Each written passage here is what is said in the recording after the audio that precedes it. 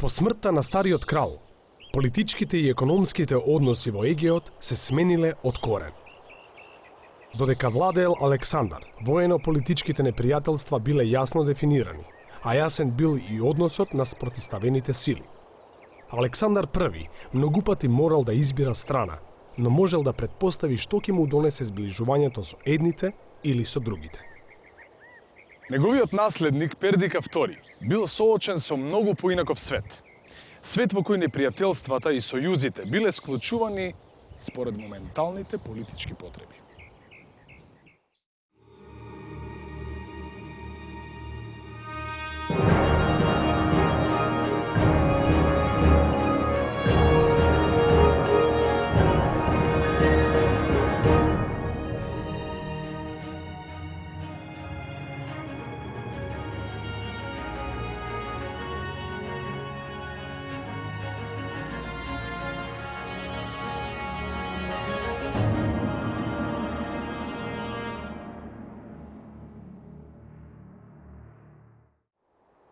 Слушајте ваму.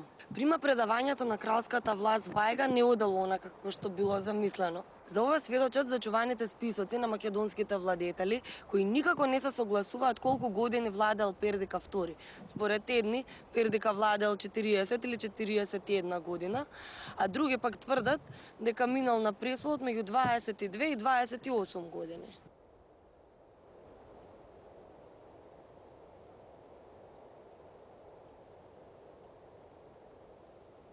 Но како да се објаснат овие големи разлики? Најверојатно е дека авторитетот на Пердика, како крал на Македонија, во едно известно време бил сериозно оспорен. Непосредно пред да почине, Александар I им поделил на своите синови неколку важни одговорности. Очигледно Пердика ја добил врховната власт и цело време бил во Ајга. Неговиот брат Филип добил наместништво во областа Амфакситида, по теченијето на реката Акси, а слични овластувања на друго место добил и третиот брат Алкета.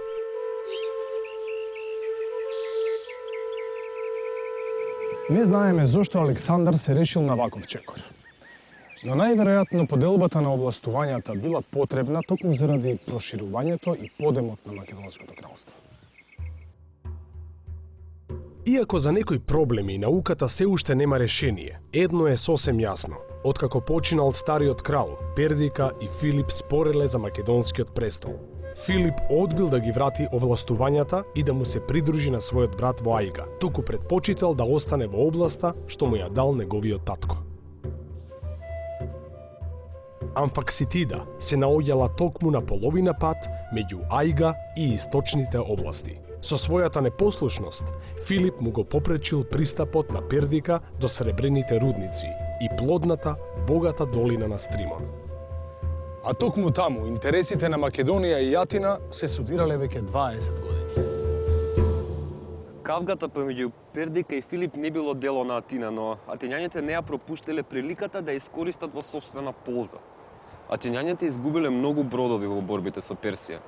Потребите од нови суровини драстично се зголемиле, па така уште од почетокот на недоразбирањата Атина се определила за Филип, а поттикнувањето на неслогата во кралската куќа станало главен белег на атинската политика кон Македонија. Така Атина најпосле успеала да го наметне своето влијание во долината на Стримон. За жал, не знаеме како Пердика ги гледал овие атински успеси. Кралот немал речиси никакво влијание во источните области. Па иако не му се допаѓало она што го правеле атињаните, тешко дека можел нешто да стори. Од друга страна, Атина мудро ги избегнувала териториите што се уште биле под контрола на Пердика, па се уште немало ниту вистински повод за да се започне војна.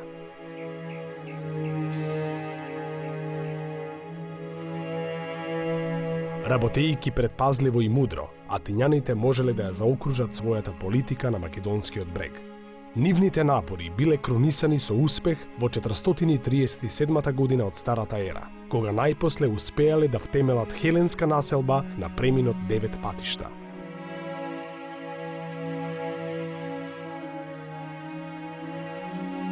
Новата населба, по име Амфипол, имала извонредна местоположба. Таа овозможувала лесна одбрана, но и контрола врз трговијата со внатрешноста. Амфипол лесно можел да стане најзначаен град во долината на реката Стримон. Со ова, атињаните се ослободиле од зависноста од Македонија и си обезбедиле други извор на дрво за бродоградба. Во предвечерието на вториот голем настан на овој век, братоубиствената војна меѓу Атина и Спарта, атињаните го зголемиле данокот на градовите сојузници што се наоѓале во соседството на Македонското кралство. Во исто време, тие ги затегнале односите и со Коринт, нивниот најголем трговски конкурент на западот. Воздухот повторно мирисал на војна. Есента 433 година од Старата ера, Атина побарала од сојузничкиот град Потидаја да ги раскине врските со Коринт и да ги урне градските бедеми. Потидајците веднаш испратиле преговарачи во Атина, но ги раздолжиле преговорите во текот на целата зима. Најпосле, потидајците решиле да го одбијат предлогот на Атина и веднаш кренале восстание. Коринт се разбира застанал на страна на востаниците, а Спарта решила засега да остане на страна. Настаните околу Потидаја се заплеткале, со што македонскиот крал добил неочекувана и поволна можност.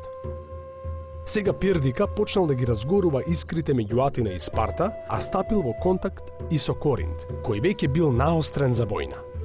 На помалите градови на брегот, кои биле дел од Атинскиот поморски сојуз, Пердика им понудил плодна земја во внатрешноста и тие прифатиле без колебање. Во април 432 од Стара ера, од Атинското пристаниште испловиле 30 бродови кои носеле кон север 1000 вооружени борци. Атињаните сватиле дека треба час поскоро да ги обединат силите со Филип од Амфакситида и да му зададат пресуден удар на македонскиот крал. Истовремено и Потидаја требало да се натера на послушност. Војската се истоварила на брегот на Тремајскиот залив, токму на половина пат меѓу Потидаја и силите на Пердика. Во тоа време, Филип и неговиот сојузник Дерда веќе тргнале со војска кон срцето на Македонија. Пердика ги упатил силите во внатрешноста, атињаните лесно го освоиле градот Терма и на почетокот на мај ја обсадиле Пидна. Сепак во Потидаја, востанието не стивнувало. Атина испратила втора војска во Македонија и решила да ја освои Пидна, а потоа да се справи и со Потидаја. Но во Потидаја стасало засилувањето од Коринт. Се укажувало дека наближува голема војна, па затоа атинскиот заповедник Калија решил да ги запре сите дејствија и се разбира да склучи примирие. Ова му одговарало и на кралот Пердика, кој не можел да го брани крај брежјето додека Филип и Дерда наближувале кон престолнината. Атињаните биле оставени да ја обсадуваат Потидаја, потфат што ќе трае цели 2 години и ќе ја чини Атина 50.000 килограми сребро. Филип и Дерда слегле од историската сцена, а Атина се нашла соочена со многу поголема војна од што планирала да води. –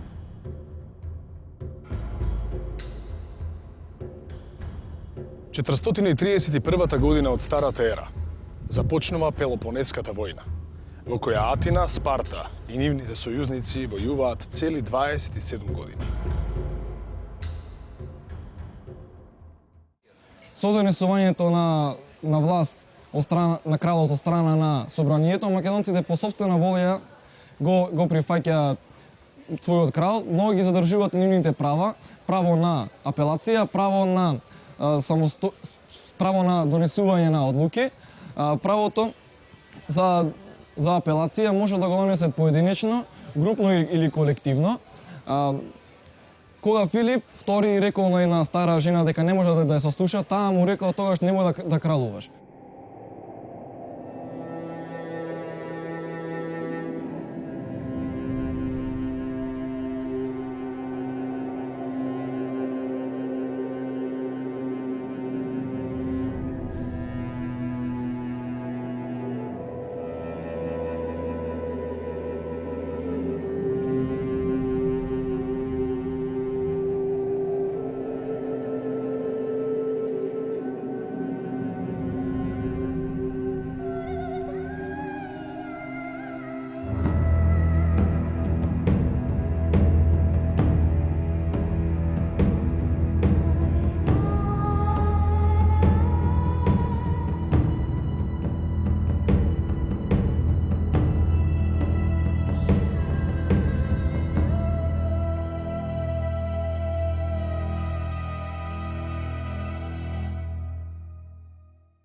Ако Атина досега чекала повод да удри на Македонија, сега дефинитивно и го добила.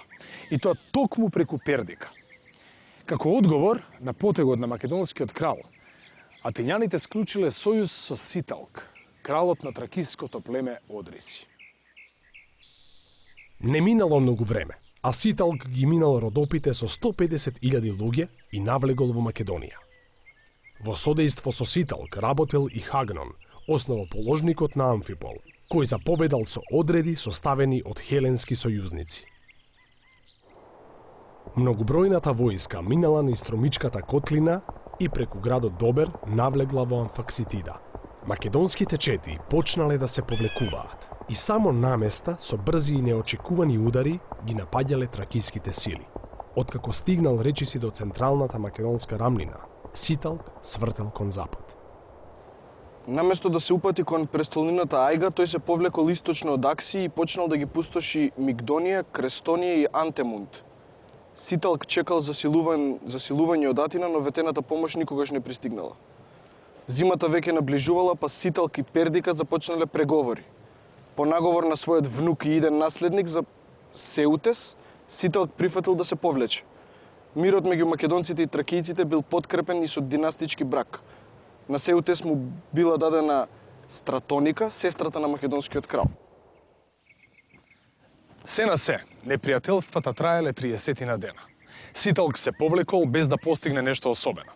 Така атињаните ја испуштиле последната прилика да ги решат односите со Пердика во своја корист и да го затворат битното прашање за снабдување со дрво. По првичните неуспеси на почетокот од војната против Спарта, Атина полека успеала да ги надмине тешкотиите. Атињаните воделе успешни кампањи на бреговите на Пелепонес, но и на јужната граница на Македонското кралство. Македонија и Спарта се нашле загрозени од ист непријател. Пердика II, заедно со градовите на Халкидик, побарале итна помош од спартанците и понудиле да ги платат трошоците за походот на спартанската војска. Повикот дошел во вистинско време, зашто спартанецот Брасида веќе се подготвувал за воен потфат во Тракија. Кон средината на 424 од старата ера, Брасида тргнал кон север со 1700 доброволци од Пелопонес. Пердика се послужил со неговите теселски врски за да му овозможи безбедно минување низ Средна Грција и префрлање во Македонија. Спартанските одреди ги заобиколиле атињаните и влегле во Македонија преку превалецот Петра. Дури со толку мала војска, Брасида постигнал големи успеси. Бил заземен, дури и Амфипол всушност предаден од неговите граѓани, кои биле крајно незадоволни од Атина. Спартанците го зазеле и Еон, чија одбрана ја водел токму Тукидид, авторот на историјата на Пелопонеската војна. По поразот кај Еон, историографот се повлекол од политиката и целосно му се посветил на пишувањето. Договорот меѓу Пердика и Брасида предвидувал заедничка акција против македонското племе Линкести. Во замена за платените трошоци за војувањето, Брасида требало да помогне во борбата против Арабај Бромеров, басилеот на Линкестите, кој се противел на централната власт во Ајга. Но наместо да војува, Брасида решил да посредува меѓу двете страни. Наспроти волјата на Пердика, тој почнал да преговара со Арабај за да ги придобие Линкестите како сојузници. Налутен од ова, Пердика ја смалил издршката на спартанската војска. Следната година, Пердика и Брасида повторно тргнале против Арабај.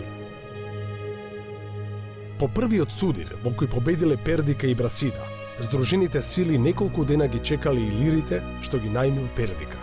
Кралот сакал да ги нападне селата на Линкестите со илирска помош, но Брасида наумил што побрзо да се врати во Халкидик, па ова чекање му се видело премногу долго. Тогаш стасала вест дека илирите минале на страната на Арабај. Македонците и спартанците решиле да се повлечат, но не се усогласиле добро. Македонците почнале да се повлекуваат уште ноќта. Војниците на Брасида се почувствувале предадени. Со упорност својствена само на спартанците, Брасида сепак успеал да ја излече војската. Тука се видела умешноста на спартанецот. Брасида со трчање ја зазел по лесната страна од теснецот, откаде потоа удирал на илирите. Уште истиот ден успеал да се пробие до градот Арниса и се нашол на територијата на Македонското кралство.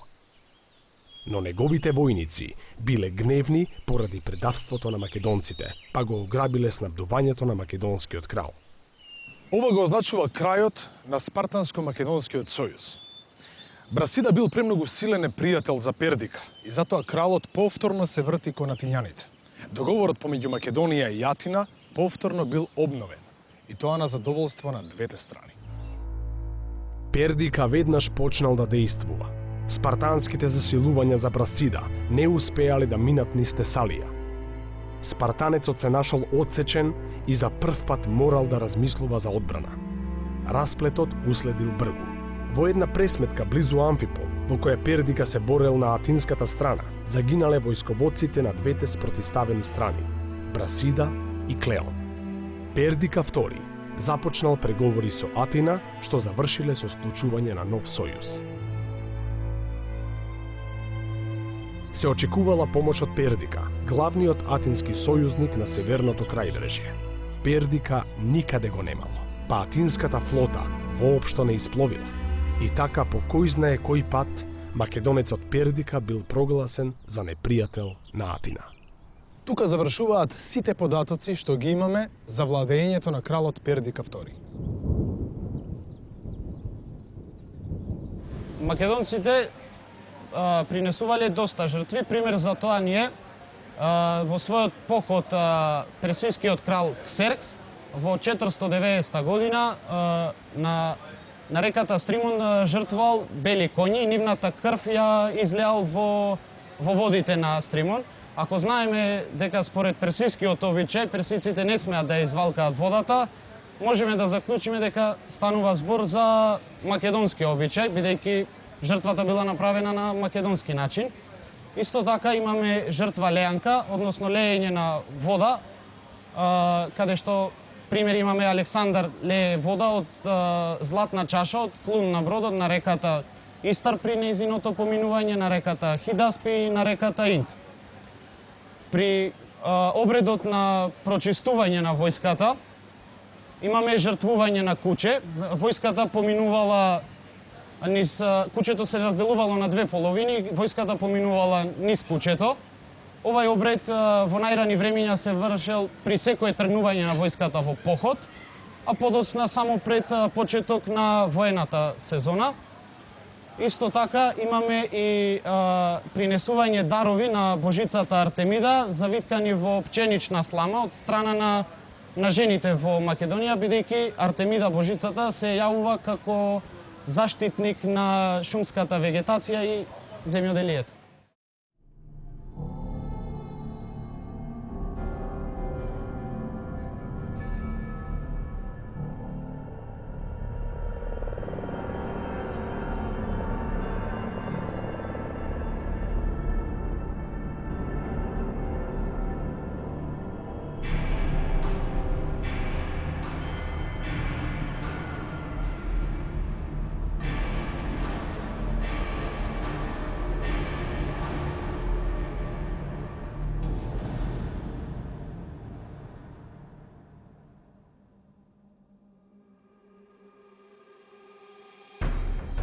Според филозофот Платон, Архелај се добрал до кралската власт на мощен несекојдневен начин.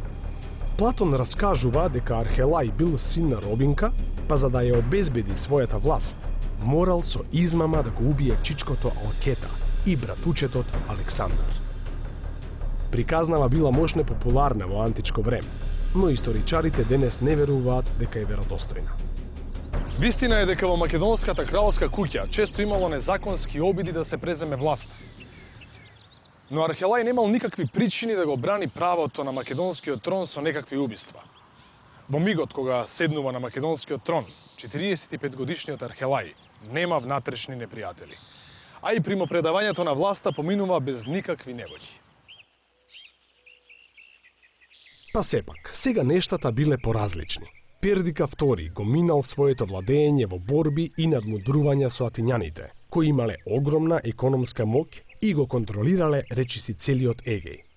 Но во времето на Архелај, Атина се соочувала со катастрофални воени, политички и економски последици по катастрофата на Сицилија. Токму затоа, таа морала да ги обнови пријателските односи со Македонија.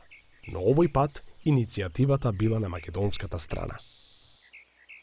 Во 405-та од старата ера, во поморскиот бој кај местото Ајгоспотами. Ајгоспотами. Спартанецот Лисандар ја уништил макотрпно обновената атинска флота. По овој тежок порос, Атина немала начин да ја обнови поморската сила, тоа го навестило и крајот на Пелопонеската војна, што се водела веќе 4 век. Наскоро Атина била обсадена, пошто морала да го признае поразот и да потпише срамна мировна спогодба. И Спартија, ако победила во долгата војна, таа претрпела страотни загуби во војска и заповеднички кадар. И така за прв пат по речиси цел еден век Македонското кралство било заборавено од големите сили и оставено да се занимава само со себе. Ке продолжиш? Се чини дека при крајот од неговото владење, Архелај сепак се соочил со тешкоти. Античките автори тврдат дека во Македонија повторно се јавила внатрешна неслога, но и обиди да се отфрли централната власт на Аргеадите. Тука завршуваат сите податоци во врска со овие непријателства, но дури и од она малку што е зачувано може да се насети дека централната власт на Аргеадите била доволно стабилна и силна. Толку. Да, постојат информации за бракот и брачната заедница во античка Македонија. При тоа не постојат подробни информации за брачната заедница на обичните македонци, постојат повеќе подробни податоци за брачната заедница на македонските кралеви. Од оние податоци со кои што располага историската наука, познато е дека обичните македонци, односно античките обични македонци, практикувале по форма моногамен брак, додека пак полигамијата била карактеристична за македонската кралска куќа, односно куќата на династијата на Аргеадите.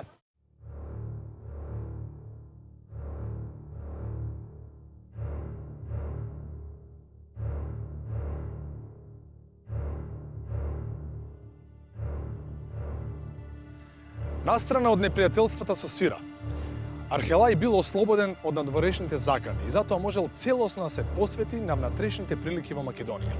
Замерките што ги презел кралот сведочи историографот Тукидид. Тој запишал: Македонските тврдини подоцна, откако станал крал, ги изгради Архелај, синот на Пердика. Тој исто така проби рамни патишта и ја уреди војската за војување, коњите, оружјето и целата спрема, и тоа подобро од што сите други кралеви што владееле пред него. Ајга останала религиски и култен центар на кралството се до крајот на владеењето на династијата Аргеади. Пела, новиот политички и административен центар на кралството, бргу станала и важно културно средиште. Размерот и украсувањето на откриените градби сведочат дека Македонија сакала, но и била способна да го заземе своето место на културно поле, откако веќе го постигнала тоа во војувањето и политиката. Античките историографи спомнуваат многу прочуени културни дејци кои тогаш трајно се населиле и работеле во македонската престолнина. Најславен од сите бил Еврипид. Традицијата вели дека Еврипид им се налутил на атињаните поради поразот на некој хорски надпревар и трајно се населил во Македонија, каде што ги напишал своите последни дела, драмите Архелај и Баки. Бил познат Лисип, кој бил единствен скулптор на вајарот Лисип, кој бил единствен скулптор на Александар, исто така и Скопас, кој правел скулптури за Александар. Друг познат е Леохард, кој направил скулптура на целото семејство на Филип II.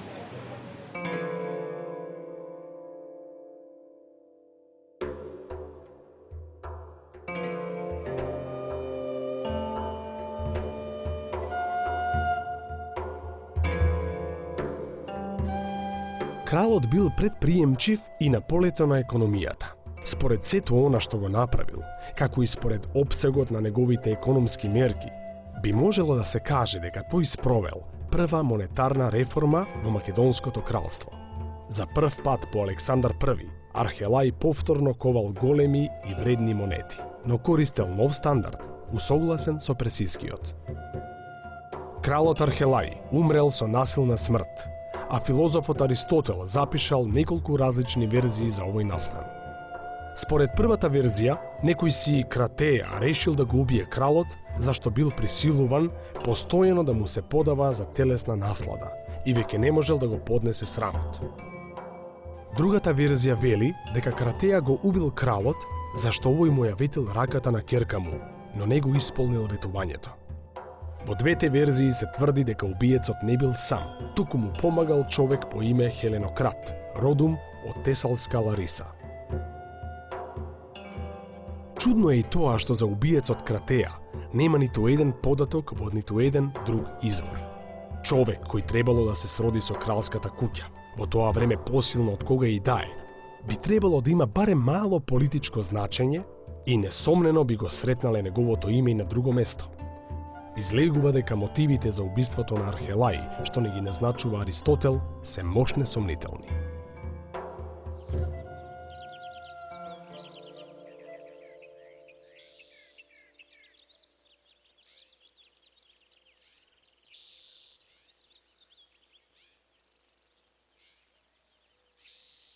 Но гледано со денешни очи, убиството на Архелај бил најмал проблем за македонците.